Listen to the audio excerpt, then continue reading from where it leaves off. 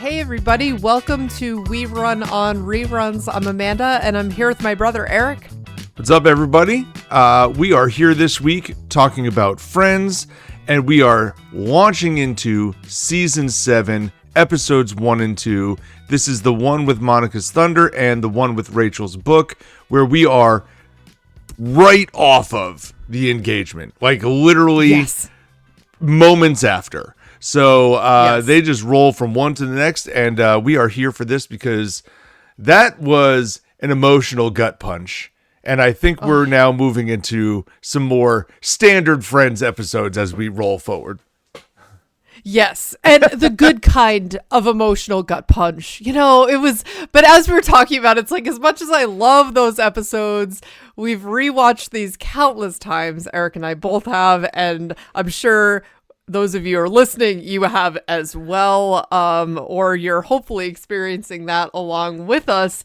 And, you know, we'd love to hear, is that an episode that you rewatch all the time? Do you love those emotional episodes, or are you more like me where I tend to rewatch more of the silly, funny moments while I still love that episode so much? Just thinking about like the rewatch value for me personally and what I'm drawn to. I'm just kind of curious what others out there think, and if you're that way, or how you respond to that. I'll tell you, I find myself floating around the how you doing Friends Reddit, and there was a post earlier this week that I don't even remember what the post was about, but I went to the comment section on it, and it was something about like, I just love Friends so much. I've watched it 7 times, blah, blah, blah, blah, blah. And the first comment, which then everybody spun off the comment, was 7 times? Do you even like Friends? I was thinking that, and I'm like, wow, I'm such a loser. And then everybody else after that was like, these are rookie numbers. What are you doing here? You can't even have just 7 times of Friends. And I was dying. Just during COVID? Yeah. I'm like, this was such in my wheelhouse of things. I'm like, 7? I think I watched 7 like 20 years ago. I mean, this is unbelievable. 7. Yeah. So that was a really funny moment that I saw for Friends this week, just populated by the community. And if you were part of that, props to you. Like, rookie numbers out there 7 times. Come on. We also learned this week, shout out to Claire. Thank you for your comment on Thank Spotify. You, Claire. Yeah, you mentioned that that Ross was not present during the last episode of season 6 because he was off filming Band of Brothers, which is really cool. And as we see Ross rolling into season 7, you like notice this physical change in him too, because he obviously we could had talk to about go through training, and there's all sorts of physical changes. There are a few physical changes coming into season 7. But after that comment from Claire, I was like, man, I could see that now. Like, it just was so much more obvious that that's where Ross was shooting, because it just made sense. He has that military look. Yeah. That note absolutely passed me by. I had no idea that's why that was the case there. I just always was curious. I'm like, there's got to be a reason. Like, why wouldn't he be there? There was no storyline purpose for him not to be there. Yeah. But as I said to Amanda before we started filming this podcast, I said, hey, look at that. People are actually listening. They're out there. They're commenting. How about it? Yes. Now, we've had plenty of comments and stuff on our social medias and things, and that's great, and we appreciate all of that. But this was the first one that came on Spotify. So, Claire, awesome. Thank you very much. Yeah, very cool. And please, we'd love to hear. We'd love the additional insights into these episodes, and, you know, suggestions for other things that maybe you guys want to hear in the future. You know, at some point, obviously, we will be finished with Friends, sadly, although I'm sure that we'll creatively find ways to always incorporate Friends back into the mix. I think we'll find some ways. An endless details and endless content there. But yeah, it was just great to get that engagement. So appreciate you. And we will. So today, as Eric said, we're rolling into season 7. But just as a reminder from where we left things off, we had Chandler almost losing the ring he wanted for Monica, but tracked down the guy who purchased it. We had Paul becoming overwhelmed with emotion, and Rachel ended up like realizing this is not the relationship for her. We also had Ross ending things with Elizabeth as he came to terms with what everybody else knew, that there was quite a maturity gap, I would say, more than anything with their age. I mean, the age lended to that maturity gap, but it was just I feel like she got less mature as it went. Like when it started, it was kind of like, okay, maybe you can see this. It still was a gap, but it was maybe possible. And then as she went, it was like, oh, this is not even close. Yeah, the reality is setting in here. And then we also had Joey buying a boat at an auction before he really understood how auctions work. And then finally, we had, after a run-in with Richard, the big moment of Monica and Chandler finally reconnecting and making their engagement official, which was great and a very emotional moment. But yeah, also one thing that Eric and I were kind of talking about offline last week is that all of these part 1 and part 2 episodes aired on the same day. And I did confirm that. It's like whenever you see part 1 and part 2, so like with the proposal at the end of season 6, those were always aired same day, hour-long special. They did not make you wait. We'll have a part 1 and part 2 in this season too, with season 7. The last 2 are the wedding, and that was also shot on the same. Well, not shot, but released on the same day. Oh, is that the end of? Yeah. Yes. Yeah. Okay. All right. Yeah. Okay, cool. Because this season's going to be all about like wedding planning and wedding prep and stuff like that. There's going to be a lot of that filtered in.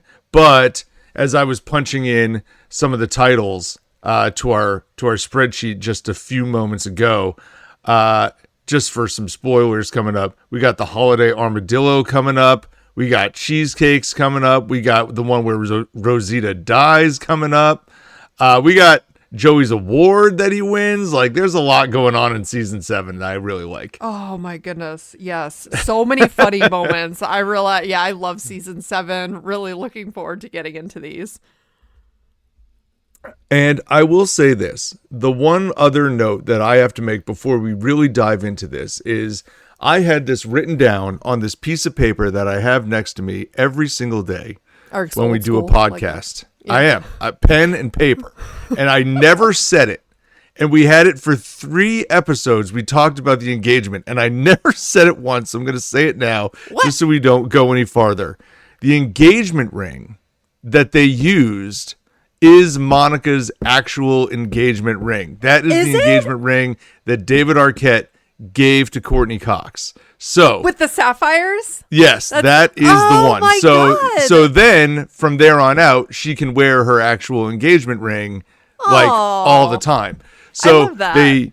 They use the ring as now part of like Friends prop lore, if you will, but it is actually her engagement ring, which I don't know if she wears it anymore. Yeah, now they're divorced. But she did wear it for a while. So I'm thinking that's probably not being worn. It might be weird if she was wearing it. That's really cool, though. That's really neat. Nice. So, okay, well, with that, we move on. We move on from the engagement. We start moving towards, we move towards the thunder being stolen. So this is episode 1 of season 7. This is the one with Monica's thunder, where we learn that Monica and Chandler are fully engaged. Ross gets to find out this information, and they decide they're going to make big plans and go out to dinner. And Ross and Rachel end up kissing in the hallway, which Monica sees, which ends up becoming a Why'd you have to do it tonight? You're just stealing my thunder. This is all going to be about, are you guys together? At the same time, Joey is trying to become a 19-year-old and play a 19-year-old in a play, which is one of my favorite things. And we have Chandler struggling with some performance anxiety, let's call it.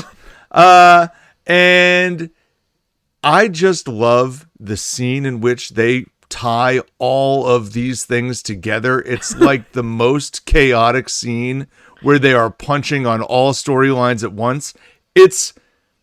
I don't want to say it's my favorite Friends scene, but it's really well written. Let's put it that way. So where do you want to start here?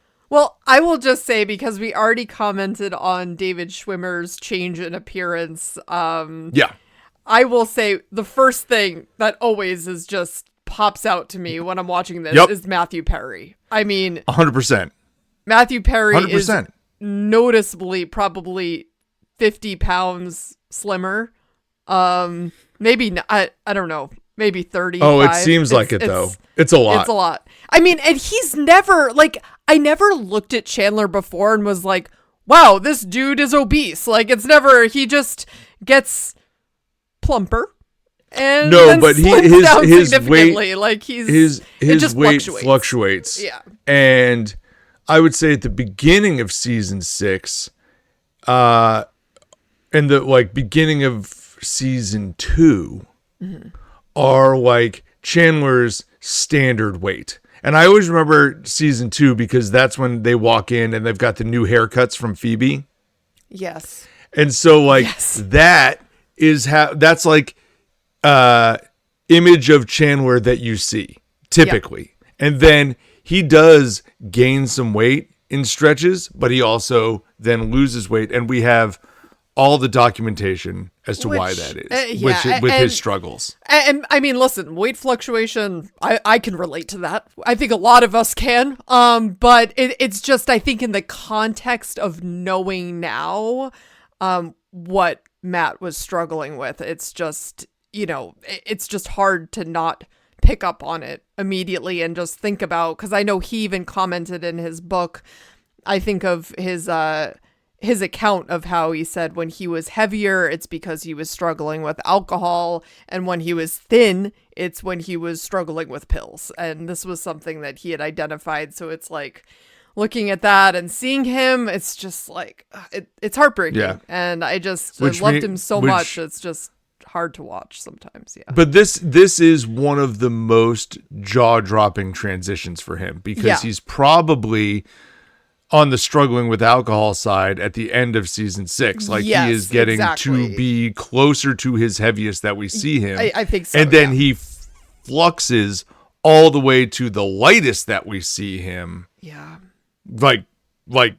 And for us, it's a matter of one episode. Yeah, and I know that... And so it is a abrupt change. Yeah, and I know that he also talked about how Chandler was the guy that he wished he could be, that he went through these stages of life in the way that he wished that he actually could just do that in reality, and he kind of lived through Chandler in that way. So you kind of wonder, with the substance abuse, it's like, and the plot lines woven in there, because we know how much these stories really impacted this group. And thinking about that engagement, and now you see him at his thinnest, it's just, I just really think about that a lot, and how that might have impacted just what he was going through. But because the other thing too is he also has new teeth here.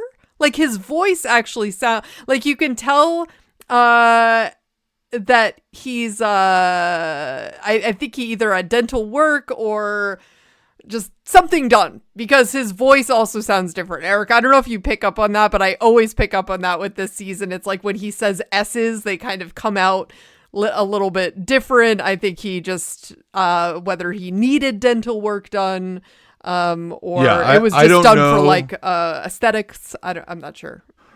I don't know. I will say I do feel as though in these first, because I would say he starts putting weight back on relatively quickly. Mm-hmm.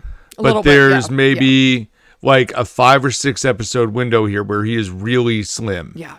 And I think his voice does sound different throughout this. I think he just sounds as a character very different throughout this period. But I think I always just equated it to the weight and the other things that were applied to the weight. He may have, you may be right though, that there is some dental connection as well. And they could all tie together, to be honest with you. I don't know. But he does have a slightly different sounding voice, and I feel like his cadence, while still very similar, is slightly different in some of these scenes. So there's something that just doesn't feel right. It feels off, and I'm not sure exactly what it is. Don't get me wrong. It's still funny. And it's like, but are we just that much more tuned into it now because of everything that we know? It's just, yeah.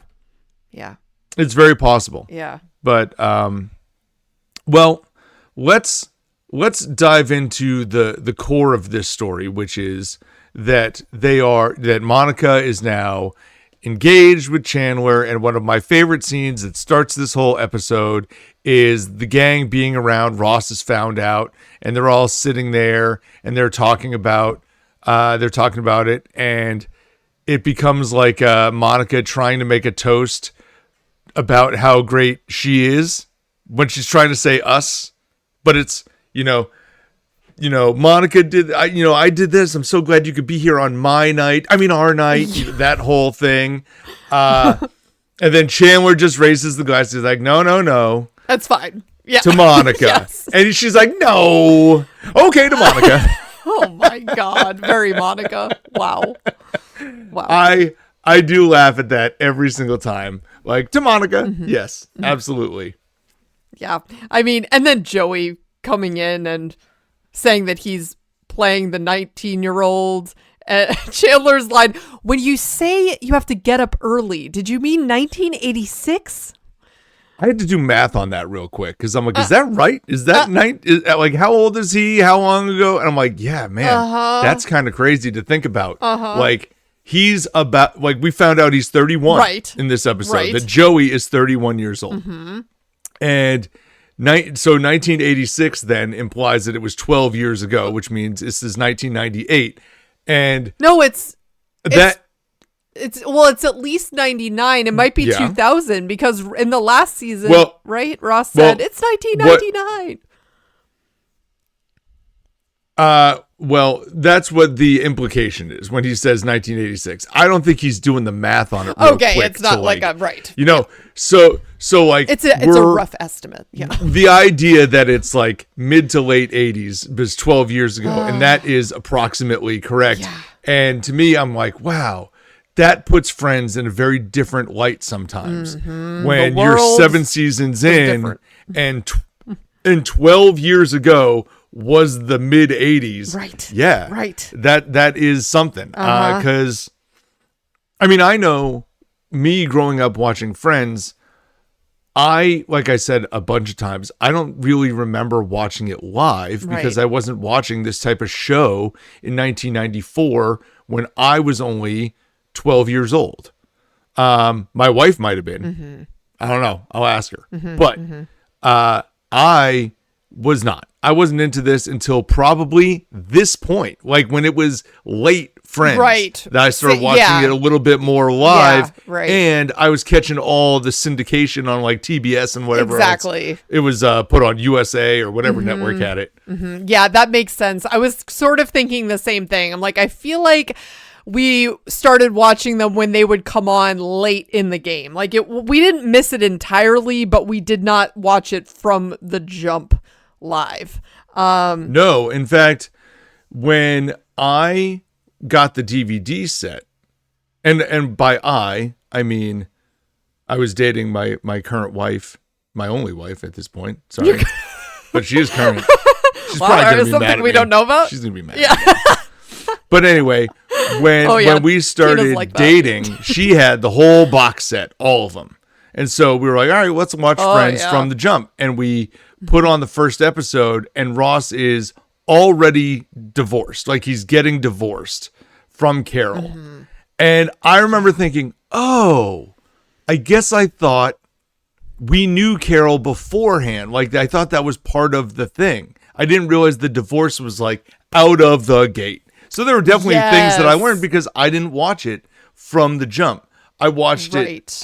I mean, I've watched it on repeat ever since, but I've seen them all a million times. Not 7, like some crazy person on Reddit. And then I have to say, I went through a period in my life where I was like, Friends? I'm like, it's kind of like lame. It's kind of it's way too mainstream for me. I'm not into that. That seems just kind of corny, and that would be something that you would have done. Less popular things, and then I like came around like, okay, this is hilarious. It makes me feel happy inside. I'm just gonna let it into the darkness. There you go. Just accept the thing that everybody like. Sometimes the thing that everybody thinks is good is good. Oh, whatever, Eric. But it is good. And now it's kind of like almost like it's almost gone the opposite way, where there's a lot of people who do not it's like not okay. It's almost more taboo. To some people maybe to that, like something that isn't as PC at some points. Well, maybe, but there's also an entire generation of people watching Friends for the first time. And I love that. I love seeing the videos online of people that are watching Friends for the first time. I'm sure half of them are rigged. I don't care. Like, is so good. And I know whether or not those videos are or are not true, there are people out there doing it for the first time. Yeah. Which is great. I love the one with the girl showing it to her dad. And you just get the footage of him cracking up in his armchair. It's wonderful. Really, really enjoy those.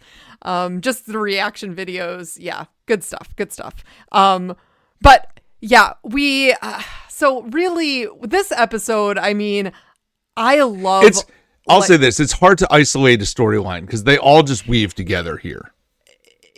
They really, really do, because it almost is that episode that we've talked about a bunch where everyone is together in one room. It's slightly, they do pull away from that a little bit, but you're right. They really just bring everyone together. They have this plan to go out to celebrate the engagement, but we don't ever see that part of it. Well, it never happens.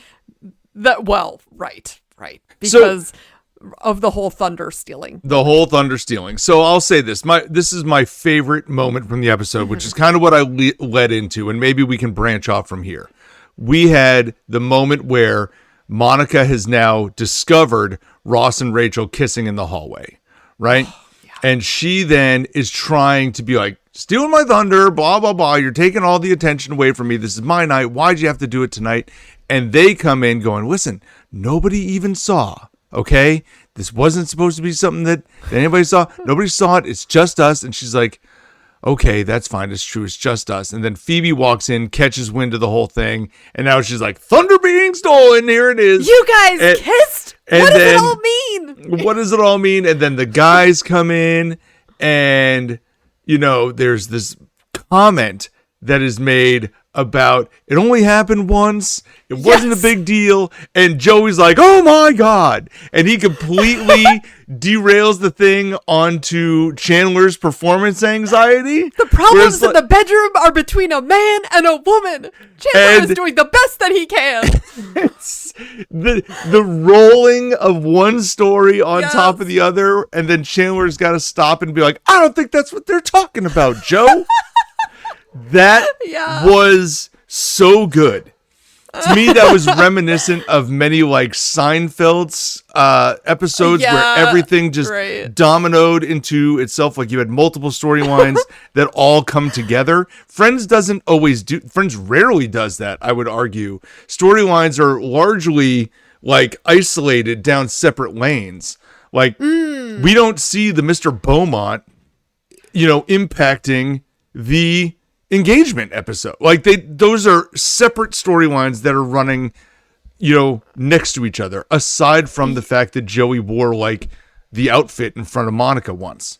Like, that's yeah, it. I mean, it kind of reminds me of like the rapid fire, like during the Thanksgiving episode where Monica and Ross are just calling each other out on all these past transgressions. And But not only that, in that episode, during that firing, you also get Joey firing in about wanting to leave, Phoebe Rachel, firing in the about trifle. Jacques Cousteau. Like, they're all talking about it all comes together, and that doesn't happen all that often. And so this scene layered it all together real quick. The only part that kind of got left out was Joey trying to convince people that he's 19, which it is what it is. Yeah, right. Yeah, Joey trying to be 19. Sup dude. With his Knicks jersey tucked into his boxers pulled up like to his nipples. I don't know what was happening there. Not gonna lie, I quoted this quote the other day. I quote it at least once a week. Where well, because here's what I do. It'll be like a weekend or like a Friday night that I'm not going anywhere, and I go and find, like, I do this on purpose. I go and find some sweatpants and an oversized sweatshirt, and then I go find like a winter hat, and I put all three of these things on. And then I walk out to my daughter, and I'm like, this is my middle school gear. Like, can I pass for a middle schooler? I'm like, sup, dude. No. And then whatever she's doing, I'm like, that's whack. No. That is whack. And she's like, get out of here, Dad. Back. She's get out of here. Not listening to it. A loser. At all. I don't care. It's funny to me because not only am I quoting Friends, I've done this multiple times this month. Oh my God. Wow. That's great. Yeah, she's not having it. But she loves Friends and she gets the reference, awesome. But like, she's like, no, you need to go away. Like, this is my middle school, like, oversized sweatshirt and sweatpants because that's what the kids wear to school. Yeah, what? That was whack. That's another argument for another day. But bringing whack back. I'm trying. PlayStation is whack. Yeah. But and also PlayStation sup. Sorry, go ahead. No. And also woven throughout this is Phoebe trying to get the deposit to play music at their wedding. Yeah. Phoebe, what is happening here? That is, I didn't even mention that because I'm just like, Phoebe, what are you even trying to do here? Like, they have been engaged for less than an hour. Yeah. You're trying to get a deposit so that you can play at their wedding. Like, that's just such a dumb thing and such a poor move. It's like, right. I don't understand it. No, it's not great. The song that she presents to Monica is also just not great. We're just gonna roll right past that. And then we have Rachel. Okay, let's not roll right past that for a second. The one where she's like about the whole like, when I first met Chandler, I thought he was gay. And she's like, Phoebe? She's like, well, I'm going to go on to say that he was probably not gay. It's like Phoebe. And so, we have that. Yes. And we also have the very beginning of the episode where Monica is standing out on the balcony going, I'm engaged. And Ross comes in and goes, oh, I just thought it was some kid yelling that he was gay.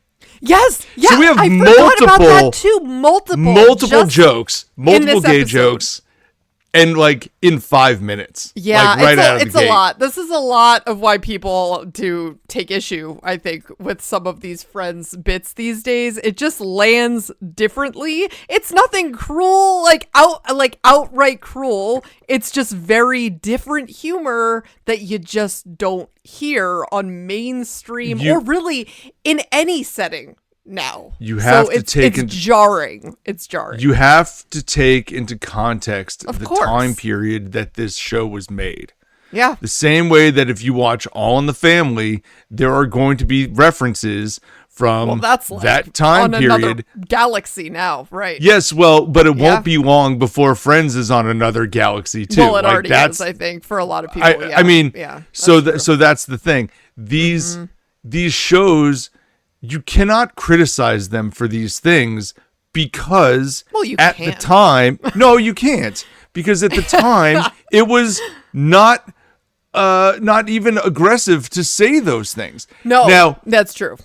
Now, we would not do that today, and I would not do that today. In fact, I don't even know if I did it then, but it was certainly more acceptable to have. I know lots of people who did this back then. Yeah. Lots. Yeah. And so this was part of what it was. And I think that culture has changed dramatically. Yeah, it's a lot when you do hear a lot of people saying, making a lot of apologies for different things that even outside of Friends, just in general, things that in movies and other shows that they've done, it's like, yeah, I might not have done that. Like I've even heard Tom Hanks say he wouldn't have played Forrest Gump again if it was offered to him, and it's like, wow, yeah, but that was a fantastic, incredible film though. So it's almost like, have we gone too far? Like don't apologize for Forrest Gump. I mean, I don't know. Maybe I'm in the wrong for thinking that, but I'll stand on this stance, and maybe it's I don't know. I tried to find myself to be fairly balanced in these sorts of things, but I'm sure there will be a community that doesn't think I'm balanced. So it is what it is. These sorts of things just have to be taken as a construct of the time that it was made in. Sure. It's not fair to go back and judge people for things that were done 30, 40, 50 years ago. Yeah. Now, if they made this and they made these jokes yesterday, that's a different thing. And you can be apologetic for having done those things, but I'm not going to criticize you for having done those things when those things were a matter of the time. And it just is, it's a snapshot. You have to look at Friends as a snapshot of what life was in the late 90s. And that was part of it. And whether it's good, bad, or the other, that's kind of how it was. And so I do think there are going to be plenty of people who are upset about it, I'm sure. There will also be plenty of people who probably still do those things today. But I feel like there is a line in the middle here that it's like we can still view this and find it funny for understanding the time period that we're looking at, as opposed to being so critical of the cast and the writers for making the joke when they shouldn't have made it, when it was part of the pop culture. Because all of these shows reflect what the pop culture was at that time.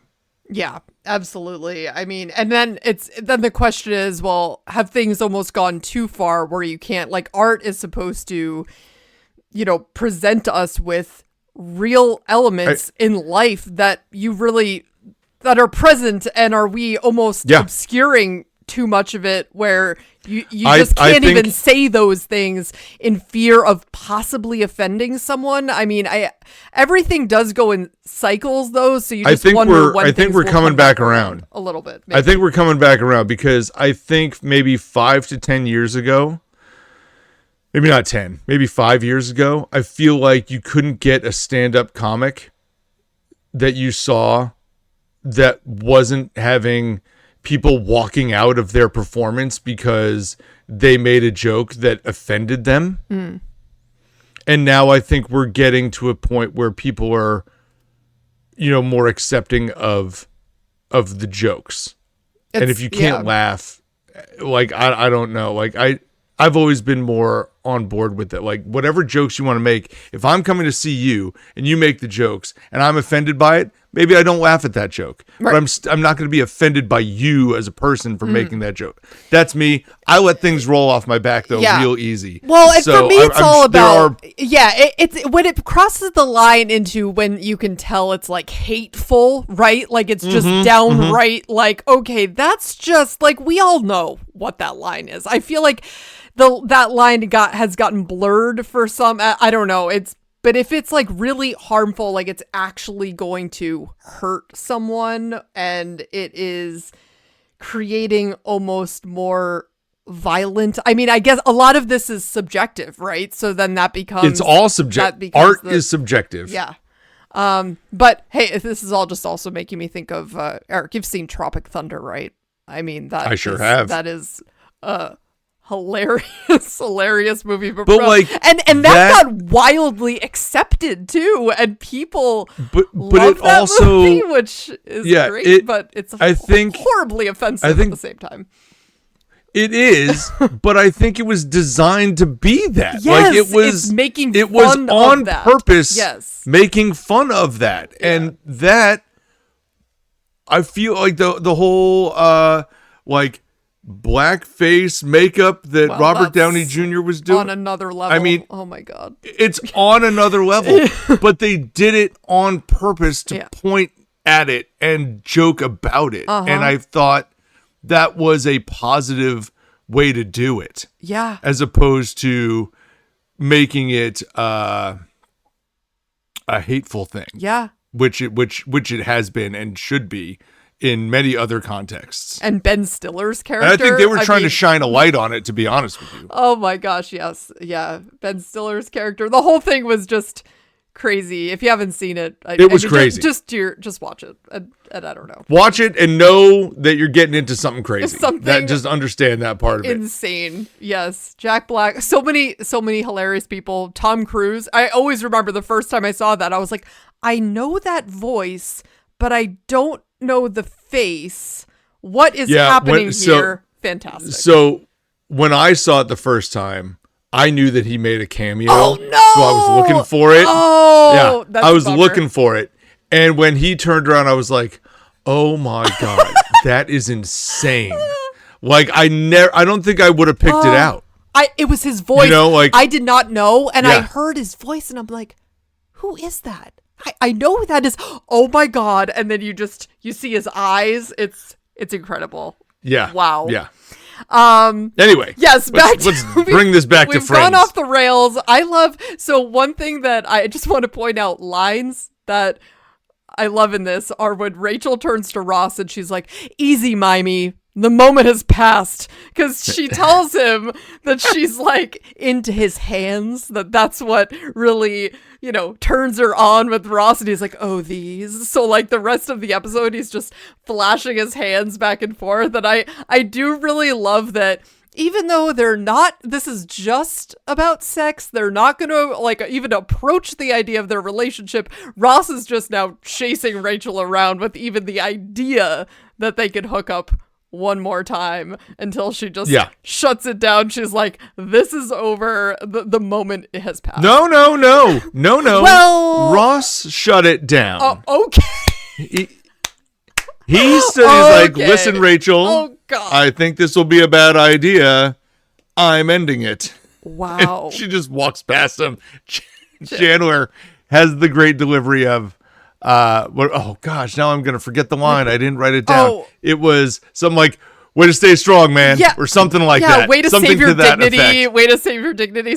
Something like that. Yeah, I don't know. It's like, wow, way to go, bro. Like you just. I should have written it down. I know. Oh my god. But even Monica says, because they're apologizing, Rachel's saying, "I'm so sorry I ruined your night," because she's coming to terms with the fact that, listen, and explaining to Monica, I've just been really sad because I'm nowhere near getting married. And like, this is just seeing you guys engaged is just bringing that out of me and making me think about my future and just how far that is from, for me, how far away that possibly could be. And Monica is saying back, I'm sorry I almost made you sleep with Ross.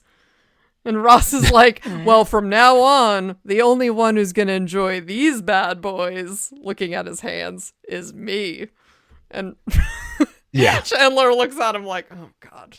Like, it's just...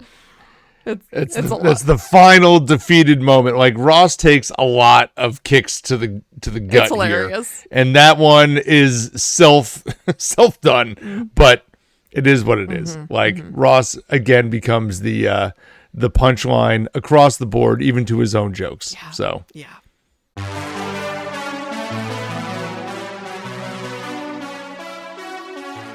Now we're going to roll into episode 2 of season 7. This is the one with Rachel's book, where we are starting to do the wedding planning pieces, and we're trying to figure out the finances behind how we're going to pay for Monica's wedding, with Chandler there also. And we also have Joey, who locates a romance novel that Rachel has hidden in her bed as he tried to take a nap there. And Phoebe is moving into Ross's apartment, which I always find as an interesting combination. But she's trying to provide some space for the newlywed couple, since Phoebe is still living at Monica and Chandler's for the time being. And we go from here. You look like you had a reaction to that right out of the gate. Yeah, because I had a moment, Eric, in that scene where Phoebe shows up to Ross's work, as he's working as a professor still somehow. I guess he never lost his job there. So we learned that. And but I love, before we get into what Phoebe says, Ross, his line here is saying, and that conclusively proves that I had the idea for Jurassic Park first, is sort of like what we walk into. So clearly Ross is gone off the rails with his hey, curriculum, I'm not gonna. But maybe it all tied back. I don't know. Listen, we're doing a Friends podcast. We just talked about Tropic Thunder and all sorts of chaos for the last half hour. Yeah. I understand going off the rails, and I embrace it. Yes. So go for it, Ross. You want to talk about Jurassic Park? I love Jurassic Park too. We actually, Eric, we accomplished something big this year. Here we go. We're sliding off the rails right now. I know. Our mother finally, we learned last year that she had never seen Jurassic Park, and she has now watched it, and she loves it. Well, I don't know if she used those words. I think she loves enjoyed it. Might be a strong term. I mean, did say, quote, it's not as scary as I thought it would be. That's true. To which I said, well, again, putting context to the time period that it was shot in, there's been a lot scarier stuff more recently than Jurassic Park. The technology, but at the time, it was like real. Crazy. And very new for the time, I should say. And even, I have to say, some things come out now that are just full-blown CGI. They don't compare. Yep. It still looks better. I love the original Jurassic Park. It's great. Jurassic Park has moments where you're like, well, that's obviously not really there. Sure. But they do such a good job. The animatronics were fantastic. They mix in enough physical props. Yes. That's what I'm saying. That it really blends well. Like I will think that the Triceratops that they come up against early, that is like sick. That they're dealing with. Is obviously physically there, right? And it's a real Triceratops. It doesn't have to move. It's just laying there, and it gives scale and gives like impact to seeing like how this could go. And anybody who's watching it for the first time is thinking, wow, this is like amazing. The downside to Jurassic Park is that they've made 400 other Jurassic Parks. So so let me tell you the plot line. Looks like it's going to be a great idea. We've got the dinosaurs contained. Oh, no, they're out. Chaos ensues. I'm just waiting for them to be in space. It's only a matter of time. Dude, Jurassic Park on the moon. I mean, it really is. I actually haven't seen the latest one. Hey, Jason went to space. He did. He, in fact, did go to space. Alien versus Predator, and also, Well, they're aliens. That's standard. Okay, yeah, that's right. Jason's not an alien. Yeah.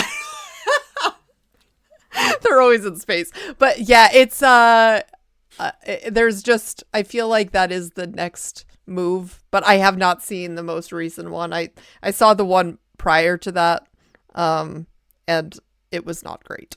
I was disappointed. Anyway, okay, let's go back to, so Phoebe is walking in just as Ross is saying that. And the reason I was making my face earlier to you, Eric, is because I kind of forgot that she lived with Monica and Chandler until I totally she said did that. too. I was like, wait, that's right. The fire, and she's still there. This whole stretch of time where Phoebe is living at Monica and Chandler's and Rachel is living at Joey's is not real to me. Like, Rachel living real. at Joey's, because she does it over and over again, like she does it multiple times. Yeah. It feels, you understand. I never like question the fact that she's at Joey's. Right. That's fine for me. It's Phoebe living at Monica and Chandler's that is always forgotten. I feel like you never really see her like in her pajamas, just walking around, like just kind of casually hanging out. Like they don't make it as much of a point that she's living there. I mean, I guess I think it just it's that element of the story just never really gets discussed. Right. Like, it was discussed a lot when they moved in. Right. Right. And then every moment after that, there's nothing that implies that she's there or going back to her other place. And so it just kind of gets forgotten amongst those episodes, because we're dealing with Paul and we're dealing with the proposal and we're dealing with Elizabeth. And there's so many other things happening that Phoebe living at their place just is assumed that you know it. And I feel like that, for me, always gets forgotten. I don't know. Hey, if you're out there and you always remember it, let us know. Yeah, but I always forget. Yeah, I do love, this is a very Phoebe moment there where she's like, oh my God, Ross, this is urgent. It's about Monica and Chandler. He's like, oh my gosh, like pulls him aside, stops the class. And she's like, you know, I think I need to move in with you to give them some privacy. And he's like, what? Why? What's wrong? Like, what's happening? She's like, oh no, that's it. And also, I'm going to the movies, so if you want to come, or if anyone wants to come, she opens up the invitation to the class. Yeah. Well, that's because he's like, listen, Phoebe, I've got a whole classroom full of students. She's like, oh, I'm so sorry. Would anybody like to come with me to the movies? No. It's like, wait, no, Phoebe, that was not the implication. Yeah, I love that. Wrong. Try again. Mm-hmm. Wonderful. Oh, yeah. Yeah.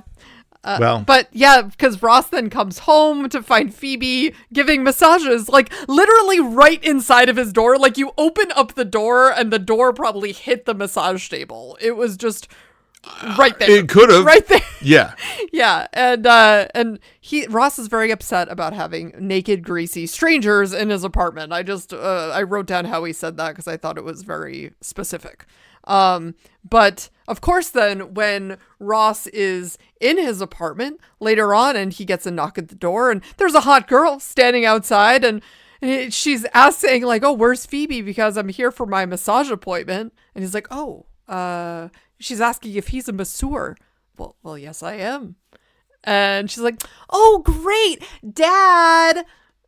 And then, of course, totally acceptable behavior from Ross at this point, I will say. Never has this happened in my life, largely because no one was taking massage appointments at my house.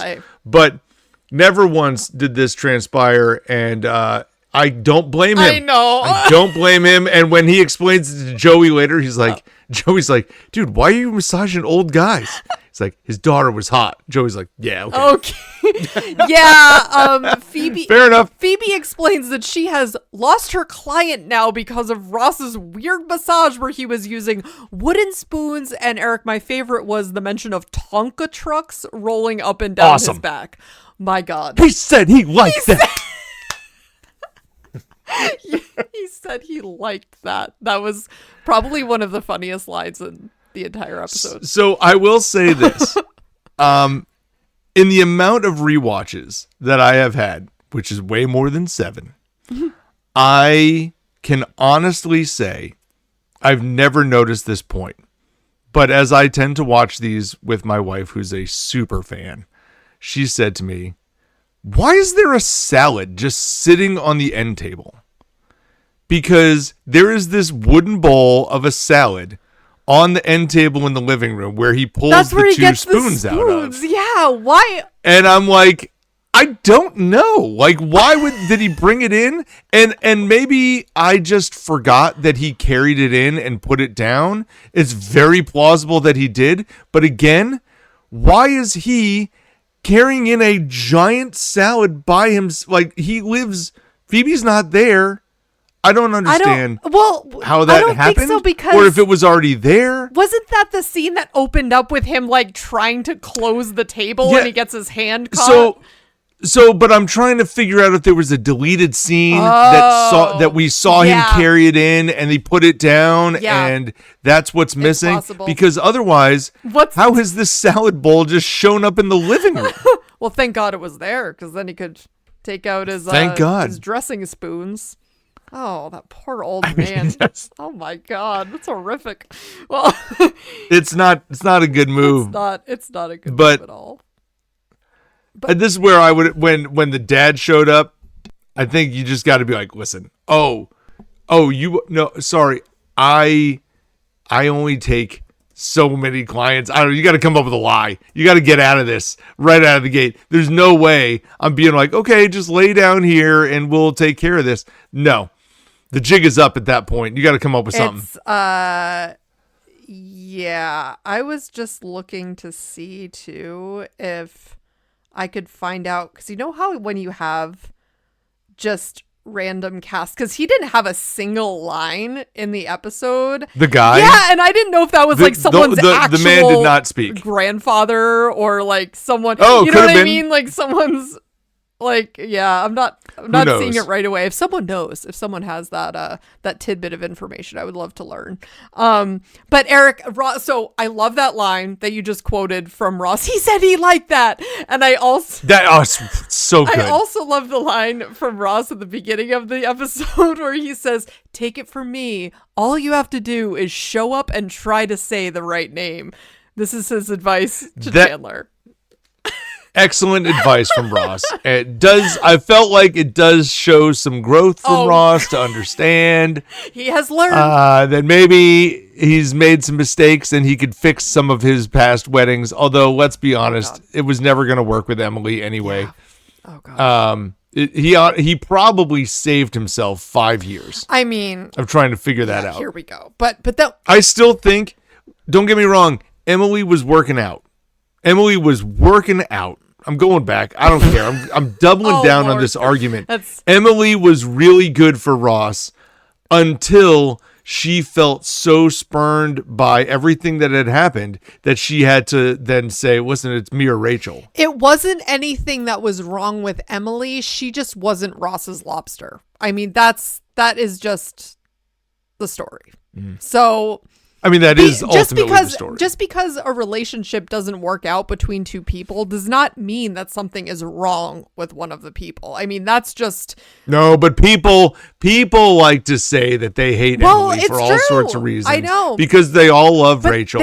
But nothing was wrong nothing was wrong with Emily until she got spurned. There is a big wave, though, of folks out there that are shouting from the rooftops that stop hating Emily, basically. Like, there's nothing wrong with Emily. Yes, justice for Emily. I'm with them. And I don't know if it's just because we talk about it, because we know how our phones are. I think listening. It is. I'd like to think that the people have heard me. Because of us. Justice for Emily.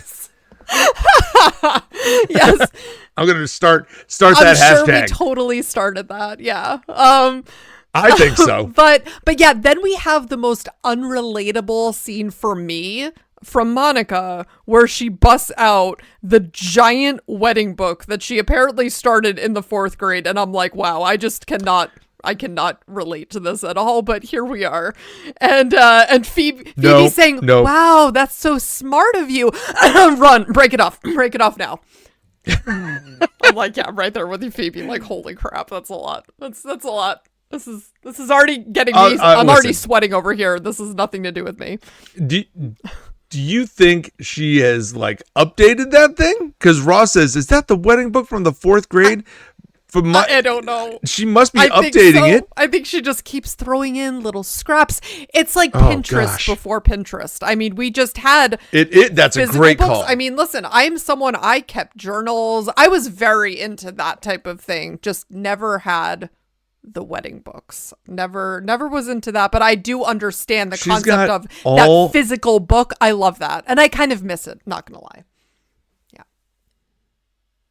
Hey, I'm sitting here writing on paper. I was going to say, I don't know why I say I But miss it. she, There's nothing that's forcing me to stop having a physical journal. It's just different. No, you can can still do whatever I that. want. There's still paper and pens out there. That's right. That's right. Yeah. The idea of like Phoebe telling Chandler to break this off, and then this being followed up very shortly. Well, not shortly. I guess by the end of the episode with the reveal that there is no money, but Chandler has the money. Yes. Yep. And then Phoebe's getting on board because Chandler's got the money and is saying, no, I'm putting my foot down. We're not doing it. I'm not spending all my money on this. And Monica's like, you're putting your foot down? He's like, yeah. And Phoebe's like, oh, this is a Chandler I can get on board Money and a with. firm hand. Yeah, finally Chandler I can get on board with. I do like that I from do Phoebe. And I like that from Chandler. Yeah. I feel like this is a really good call. Now, I mean, listen, I don't know. I think when The he's phrasing. saying that, I still, no, the phrasing, I'm fine with the phrasing because Monica's gone off the deep end and you've got to like rein this in. But not knowing how much that number is, and we never find out, I don't believe Chandler is saying, I'm not spending any money on this wedding. I think Chandler is saying, we're not cashing all the out. money. Yeah. And so, right. And so I still think in my head, whatever number that is, since it's good enough for wedding scenario A, can still get you a pretty good wedding scenario B. And still have money left over. And that he would 100%. probably be very okay with that. That's how I take that. It's true. And the fact that Monica at this point wants to elevate it. And Monica she comes crazy. right back around after, like in the next scene, and is Okay, but and hold it on. gets there. So I feel like I will say this, though, with all the defenses I just made for Chandler and how good a job that was, the fact that the next time we see Chandler, he's like, that's okay, we can spend all the money on it. I hate that. I'm like, Chandler, I agree. no, stay strong. Okay, so there's a couple things with that. I appreciate that Monica, like, realized she woke up and was like, okay, maybe that was crazy. Like, I get what you're trying to say. You worked hard for that. Well, you worked for that. But he's been saving this for many years. I think he says 6 years that he's been saving this money, and to just blow it on a party, which, okay. It's just like, if you call it a party one more time, you're not going to be invited. So yeah, but he breaks down, which he does have understandable rationale. He said that he would do whatever she wanted to make her happy, but Chandler, it's going to be a long life, buddy. Like, you can't, like, promising you're going to always comply with someone else's demands, no matter how unreasonable they are. Like, maybe, I think what Monica was coming to you and saying is she also was realizing that wouldn't make her happy. And they do get to that point after Chandler is get to the right explaining spot that, afterwards. listen, I want these things. I want a house, kids that we can offer a future to, the dog, or I think he says the cat. Yeah. Cat. The cat. And, dog. And which you we meant learned dog, that though. a little bit later about Chandler, why he says cat. I do like. We learned that this season, by the way. Great. Yeah. You don't tell people. It's part of this season. It's too soon. And we will get there. But yeah, I do just enjoy. I think that this scene between them is just all about showing how they come together in the end. They compromise, they talk it through, they have great communication, and they find that middle ground. So, it's a nice scene. But Eric, we did also blow right past one of my favorite scenes in this episode with the Gellers, and I just love Jack. We did. I Geller, skipped right and over he's that saying one. that they have the money, but just now we call it the beach house because apparently they had like a wedding fund for Monica, which I'm like, is this something that people do? I don't know. They just like stockpile money specifically for this event yeah. Well, I would say that that's not unrealistic. I think there are people that probably put money aside for things like college. Well, yes, right. But people put money aside for college, number one. People put money aside then if they have a daughter, probably for a wedding at some juncture, because the old school traditional is that the bride pays for it. And I think a lot of more recent traditions would say that that's not fully how it goes. I think a lot of people split it. But still, it's a significant expense depending on how many people you want to invite / where you want to go for it. Yeah, that's a valid point. A lot of people, the expectation is you just spend a crap load of money on a wedding. Well, not only that, but because that's the expectation, the prices of everything that you want to do is ridiculous. Yeah. Like I vividly remember for our wedding, we were looking at getting seat covers for all the seats. Yeah. Okay. And I couldn't have cared less. Tina couldn't have cared less. But my mom, who's listening to this probably, really wanted to get seat covers for the seats, and I think it was a good call when it was all said and done. It looked really nice.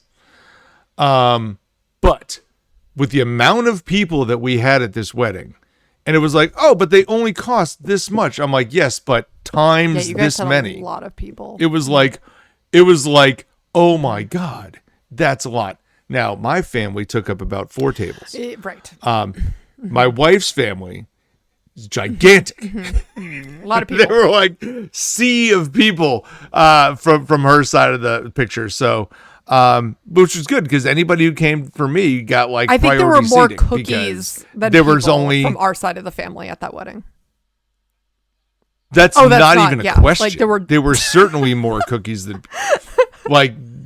There were thousands of, I mean, I can't explain. Pittsburgh wedding. It's a thing. Like, it's a thing. That's apparently a thing. The cookie tables and my family has spreadsheets that got broken out. And I remember my mom said, well, I can make some. I'm like, Mom. Oh, she wanted to bake the cookies. There's a whole operation. It's got, she was going to donate cookies. And I'm like, no. It's all squared away. There's been grandmas making dough for generations for this. It's in the works. It is locked in, and everybody's got their own role, and they know when to hit go, and it's like a whole thing. So yeah. But we also got that classic jab from Judy here saying, well, we just thought that if you got married after you turned 30 that you'd pay for it yourself. And then she brings up like things with Richard, and then, we never thought that Chandler would actually propose. It's like, oh God, Judy. It's just, well, it's a lot. You're not wrong in thinking that. And I will say, yes, they are, because he did. Okay, but let's put it this way. I think these things, when parents want to save money for college and parents want to save money for a wedding, this is done through a certain period of life. After a certain point, when the people have been working for now a long enough time and they've been adults long enough, like if you want to go back to college and you're 35 years old and you've never gone before, are you going to your parents and saying, hey, can you pay for this for me now since you have that college fund? No, that college fund has been reallocated towards something else. Like, I don't know what that break point is, but it's probably somewhere around 30, and we just established that Joey's 31. Yeah, I mean, I do understand that the bar for certain things has shifted quite a bit from when we were. I mean, I really didn't live at home. Like after I moved out for college, I mean, that was like I lived at home for summers, but I didn't like move back in. But now it seems like kids don't leave, and I use kids lightly because when I say this, it's like the average 30-year-old now oftentimes still lives at home. And there's that trying to become independent is just that much harder, I think, or maybe that much less desirable. I don't know. It's hard for me to wrap my mind around because and we had a great home environment, but I just really wanted to be independent. Like I just always wanted to do my own thing. And so it was that idea of just wanting to like, move back in and kind of rewind felt just not natural to me. So I don't know. I'll say this. After I graduated college, I moved back in for about 5 months. And then I don't even remember that. Okay. Then I moved. Yeah, it was a short window. And then I moved out to Ohio. And that was kind of the thing where it's like, you can go home and stay there until you can get on your feet, right? Yeah.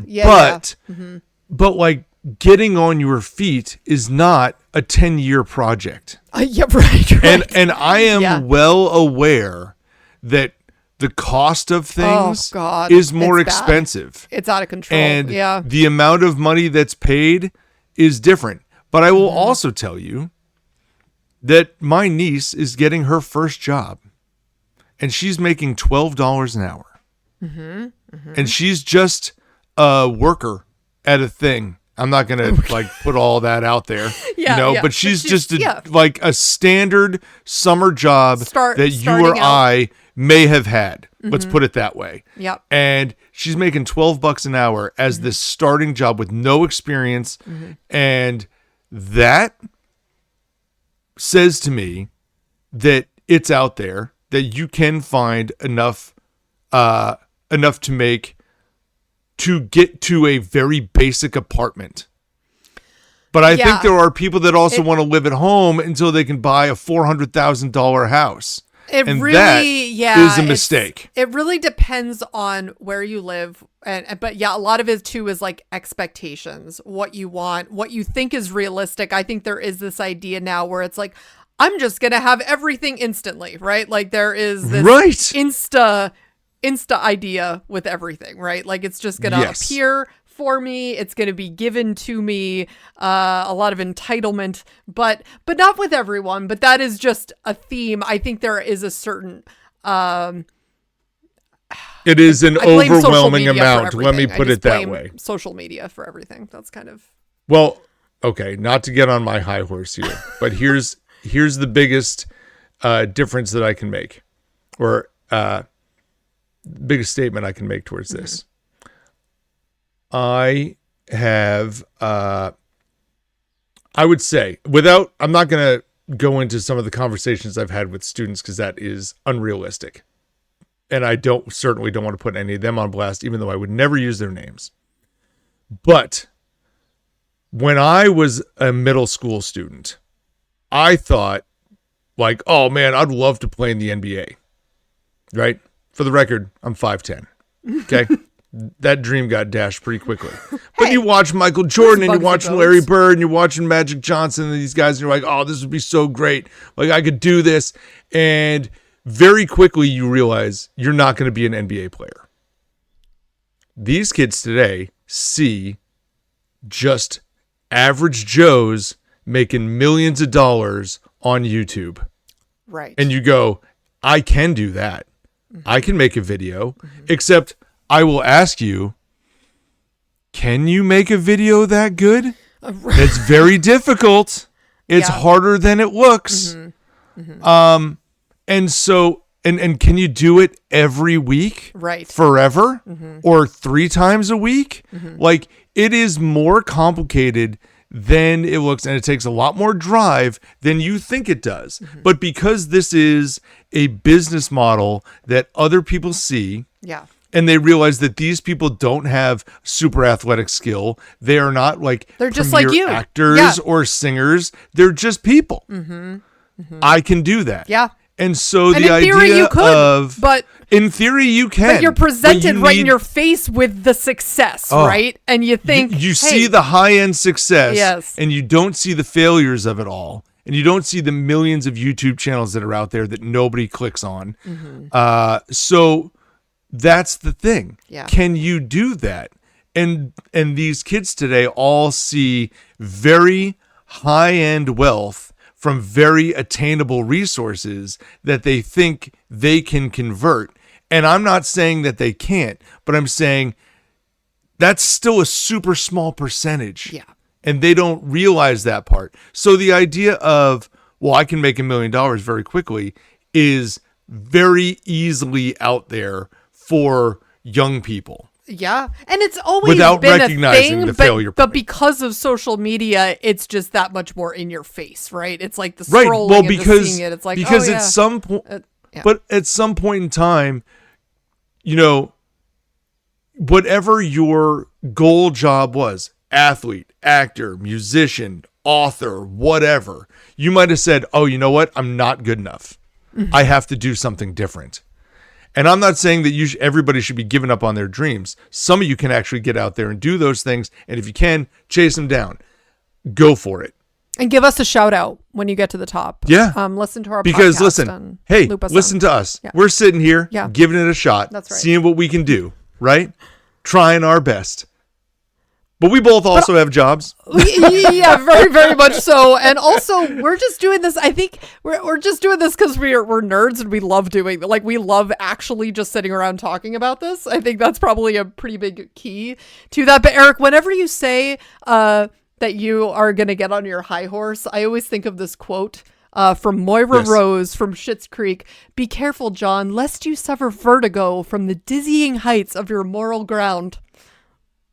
Well, there you go. I'm way up there. I love that. And I I just might love get that a little quote. dizzy saying it, but like my concern is that like when we're talking about, you know, people saving for things, like the Gellers have been saving for this wedding and then eventually cashing it in, and Monica and Chandler now are left with nothing, except the fact that Chandler's been saving for things on his own. Mm-hmm. Yeah, hey, that was You know, very good of Chandler. people today that are, that's right, and people today that are moving back home and staying there, there is a young people thought process that is, we're just going to be able to get it.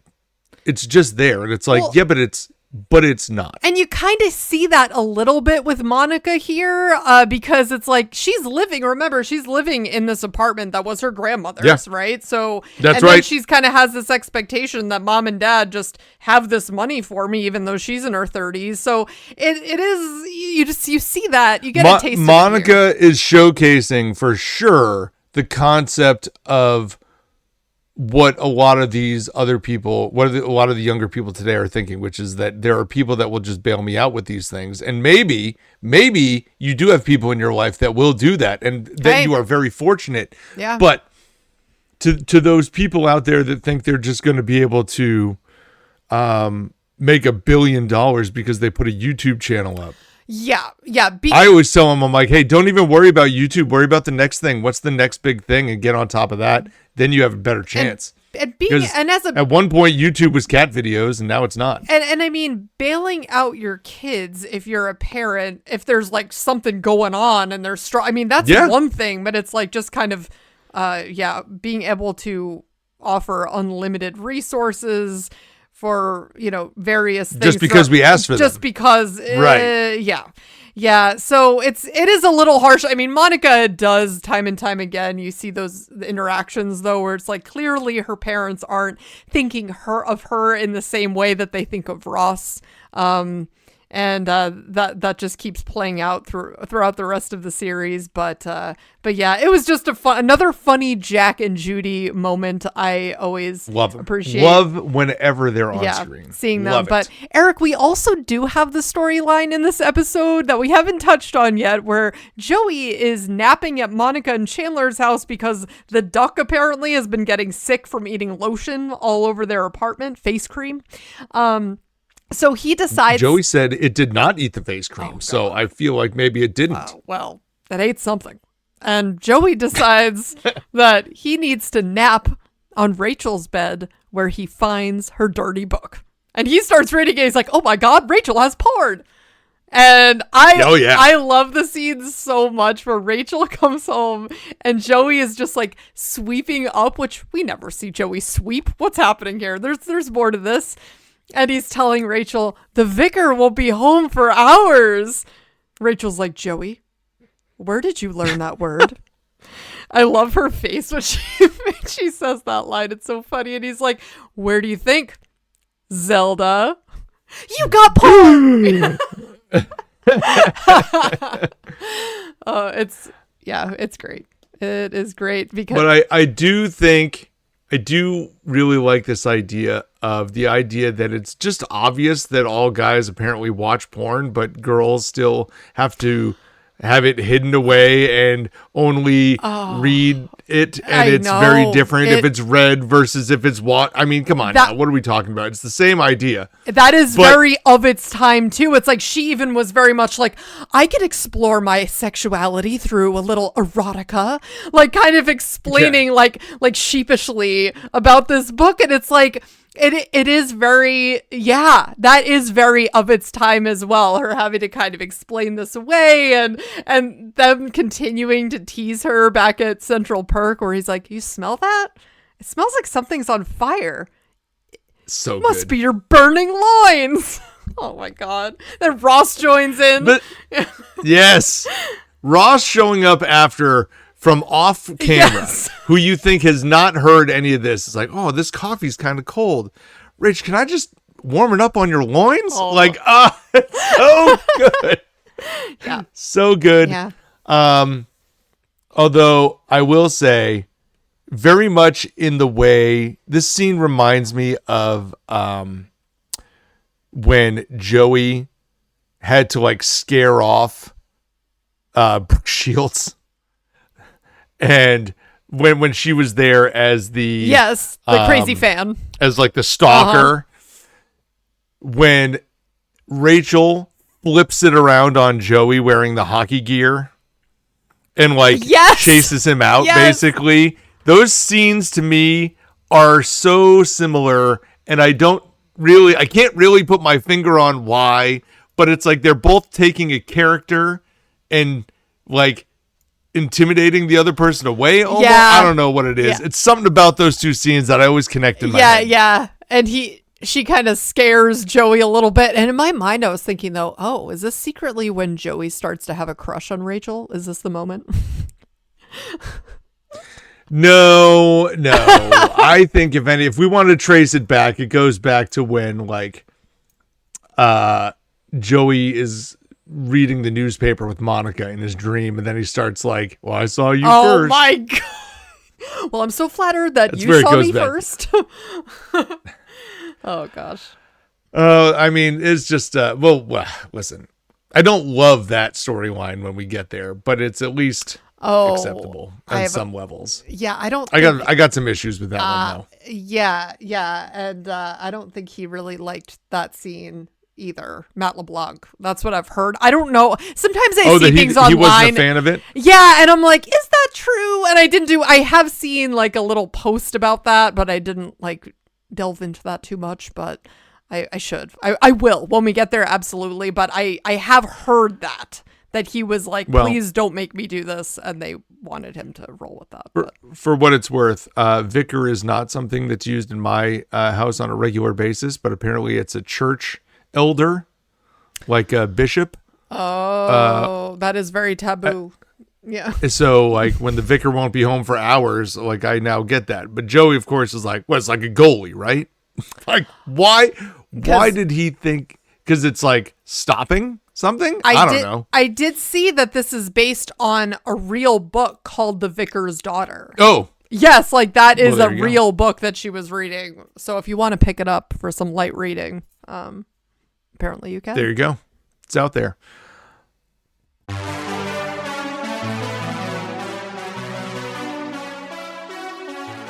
All right, so now we're going to do our IMDb ratings segment of the podcast where we talk about our ratings against your ratings as we find them on IMDb. Plus, we're going to talk about our favorite and least favorite characters from these last two episodes. Do you want to go first? Do you want me to go first?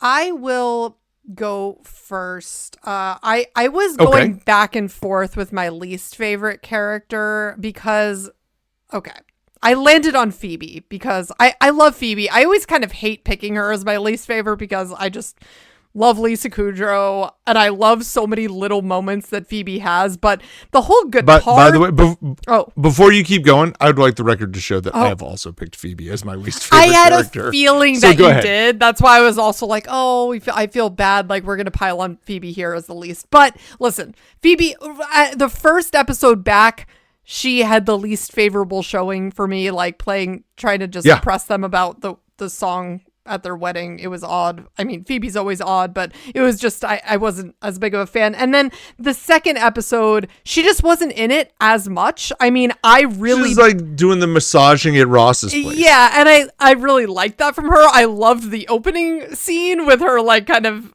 being dramatic about having to move in with Ross, and like that was really funny, and like mentioning the Tonka trucks. But yeah, I was going back and forth between her and Joey, but after we're talking about everything with Joey, I found his stuff funnier. I found the moments with him, especially about teasing Rachel about the book.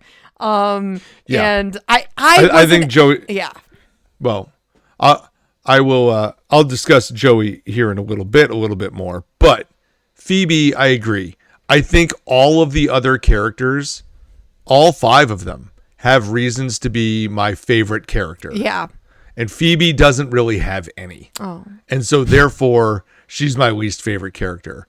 I do like what you said when we first meet her walking in the door at Ross's apartment and she's already massaging the guy. Yes. And when she comes to Ross's work to like invite the class to the movies. Those are great Phoebe moments. Yes. I feel like that's in her quirkiness. Mm-hmm. But the previous episode where she's trying to demand like payment and it just all is falling apart for me here. So I don't like her as much. And unfortunately, this is now back-to-back episodes where we have both picked Phoebe. Yeah. Yeah, I don't love that. It's sometimes hard. I don't love it either. Yeah. But you know what? Sometimes we go into like roles. So I would be optimistic that maybe in our next 2 episodes we're catching a good Phoebe episode. I think so. Because otherwise it's like 5 episodes in a row where she really has played a less prominent piece. Yeah. Well, I will say my favorite character for these was Ross, because I love him walking around showing his hands to Rachel and just acting all crazy, chasing her around. I love the Jurassic Park line. Again, the weird spoon, Tonka truck massage, those scenes with him. And also like he even got in on the burning loins joke. And then his line about saying the right name at the wedding. I mean, there were just a lot of like little lines from him throughout both of these episodes that to me were just like, oh, that's classic. I love that. I love that Ross. So yeah, that's why. What about you, Eric? I actually went with Joey.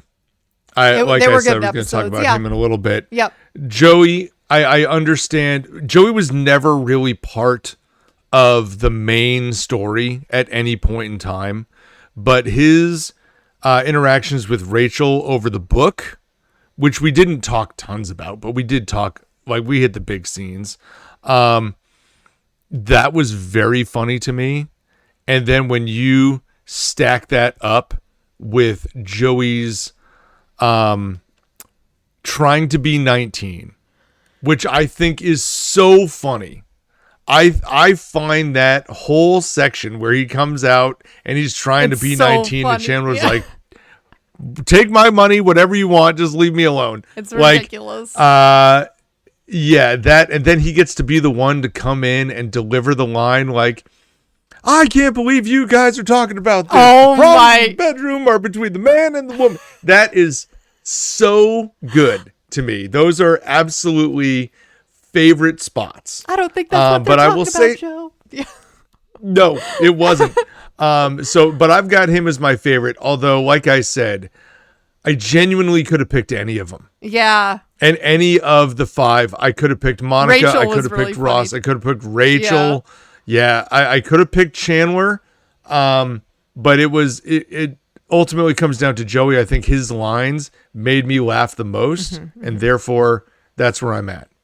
So I am curious here, though, because I have these two episodes rated very closely. Yeah, so do I. I am curious as to how you rated them and which one's your favorite. I literally went back and forth because I was like, wait, which one? Oh, No, okay. I like that scene. No, I prefer that scene. I don't know. So I was a little bit torn on it, but I surprised myself a little bit because I think I just actually like the one with Rachel's book a little bit more. I gave that one an 8.6 and I gave Monica's Thunder an 8.5. So I really appreciated the whole storyline between Rachel and Joey. I think that is so funny. And I liked bringing in the Geller parents and the whole wedding book thing and Ross's classroom and the weird massage. There really wasn't a storyline in that episode that wasn't as funny. And as much as I liked Joey's playing 19, and it is funny, it was the weakest for me out of all of the plot lines. That's the weakest? Well, I mean, I guess, okay, there's Phoebe's song. So if we want to call that a plot line, but it was barely there. Like it was almost more part of the engagement plot line, right? Like it wasn't really, it didn't really stand on its own. So I'm just, as we kind of talked about, that almost was one of those episodes where there weren't really distinct plot lines. It was really just one story. So I will say our ratings are very similar then, but I went the opposite direction. Oh, that's so funny. I have an 8.6, which was your high, but that's my high on the one with Monica's Thunder, the first one. And then I came down to an 8.4 on the one with Rachel's book. And I think the reason why I really like 8.6, and I thought about going to like 8.7. The reason for that is it's all in the apartment. Yeah, it's all six of them. They don't go anywhere else. Case for that, And I love that scene that I just quoted with Joey coming in, where they all are bantering around, and then like Phoebe also comes in and is giving her angry song, and it's just, there's so much chaos between that scene and then the next scene, which is the angry song one later. It's just so much. Plus you get this like snapshot into Ross and Rachel making out. Season 1, episode 1, like maybe we have that this season. Like, let's see where this goes. Yeah.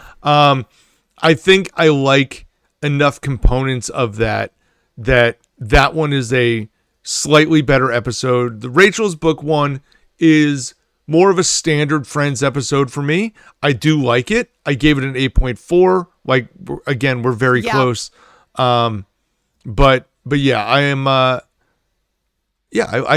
genuinely like both of these episodes, but I also like Monica's Thunder more, knowing that I just watched the proposals. Yeah, it's true. Like if you showed me that episode just on its own and said, what do you think of this? I might think it was a little bit less. And I love that we get really, because I was very close to picking Monica as my favorite for these as well, because she is just so classic Monica in these episodes where she was just so making it all about her, the engagement, and then had the wedding book and is like just going crazy, and then the going, just really being at first unreasonable with Chandler about the money, but then like cooling off, because I feel like really Monica does have that ability to get grounded and centered, and that's what also is great about their relationship. So I don't know, I really liked Monica in these as well. But Eric, I'm really curious to hear what the people thought, how the IMDb score for these. So I've got the ratings now for that, and they are both going to be lower than we are, which is I don't know that I'm totally shocked at that, but I think let's get happens into a it. lot. Yeah. I mean, on the whole, we are definitely higher than the IMDb average. I'm looking at it right now by about a tenth of a point. Yeah. We're always just slightly above, I feel like. So, the one with Monica's Thunder is the better one by the people. That is an 8.2. Oh, okay. Wow. Okay. Yep. And then the one with Rachel's book is an 8.1. So again, the global fans view it as very close, which we did as well. And they tracked it the same way that I did. But again, you and I were both super close. We're talking tenths of a point. For what it's worth, as of this moment, starting from where we started rating individual episodes, which was like the middle of season 3 I have right now, although I have to go back, so there may be a few more. I have an average rating of an 8.49, and you have an average rating of an 8.46, and IMDb is an 8.34. So we are both about, 0.15 points higher than the average, which is fine with me because you and I are big fans of the show, and I'm sure there are people voting on these things that are not. So that's okay. So I was looking, just trying to do a quick run through. This is definitely on the lower side for a season opener. I feel like, and surprisingly, the only one that it's lower than, that it matches is the season 1, like the series premiere. That was an 8.1. An 8.1. Otherwise, I mean, season this was an 8 point. This one was an 8.2. 8.3. Yeah. Oh, 8.2. Okay. Yeah. But so, still. The jellyfish. So yeah, this is the only one then. It was but very close to being the lowest. The last two were really high. We're much higher in comparison. And yeah. I think, 8.8 the season openers tend to roll off the back of the finale. Yeah. And the finale was awesome. Yeah. And so I don't mind. I mean, this one literally rolled almost within an hour. Like, it wasn't minute for minute, but it was pretty darn close because you get Ross showing up that night. Yeah. Yeah. By the way, Ross shows up that night and is asked to bring a bottle of champagne, and he doesn't know why. Come on, Ross. Because he knew he was going to propose. Like, he knew that this was all there. in the works. We all knew what was going on, Ross. Come on now. What are you thinking? I know. Yeah. I love the extra long, kind of like slightly painful hug that he gave to Chandler. Yeah, a little bit. That is a little bit of an awkward moment, I think.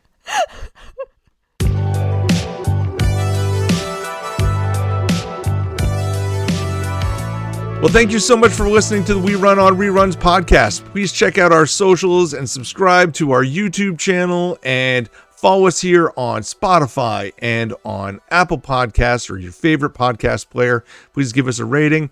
Give us a comment like Claire did. Thank you very much. And you can check us out on our own website at werunonreruns.com. For Amanda, this is Eric. Enjoy watching episodes 3, the one with Phoebe's cookies, and episode 4, the one with Rachel's assistant. Oh, man. Next week. Happy rerunning, everybody. See you, pals. Bye, guys.